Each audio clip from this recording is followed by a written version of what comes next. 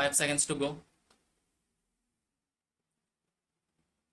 We are having this budget in the third year of the third 5-year plan. That is to say, this is the 13th budget under planning.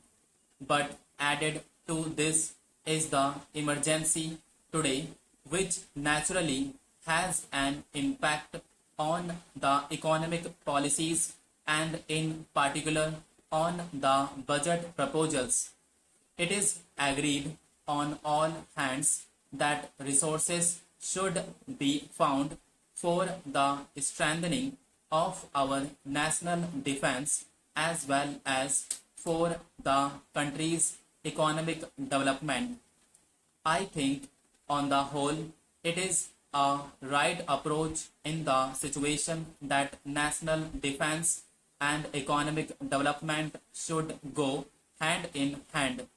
Indeed, we cannot have a strong self reliant defense potential in the country either now or in the future or in any future at all without having a strong economic base, especially industrial base.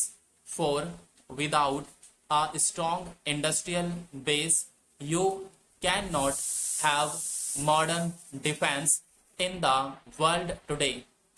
Therefore, on the whole, it is a right approach, and I think we all should stick to this approach instead of trying to counterpoise one against the other. Therefore, on that score, there is not any controversy whatsoever, but there is ground for controversy when you come to the budget proposals. The tragedy of the present budget is that it heavily penalizes the patriotism of our people. It seems that those who have formulated the budget have taken into their heads that the legitimate sentiments of the people for strengthening the defense of the country, as we all stand for strengthening the defense of the country, could be exploited in a manner which is in a large measure against the interests of the people as well as against the interests of the defense economy. I wish to make it very clear that defense has two sides: weapons and equipment on the one hand, and the human side as well as the labor power of the working people on the other. I think we cannot conceive of a strong defense in conditions of discontent, privations, sorrow, and suffering.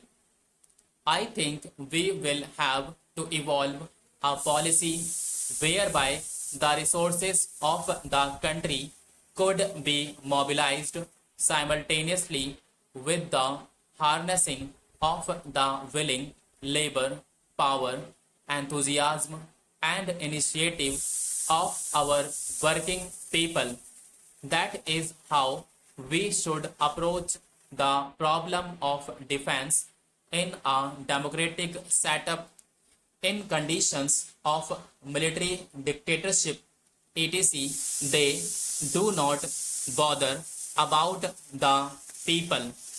Somehow or other, weapons and equipment are brought from outside and some kind of defense is built up, which means, in fact, that when you go in for such a thing, you surrender your entire independence.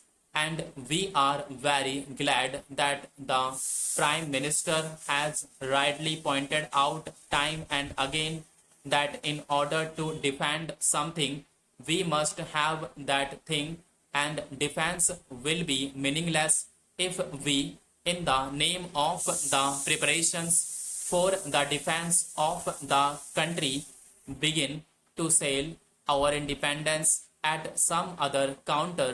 Such is not, fortunately, the policy of the government as we understand it, and such can never be the policy of the government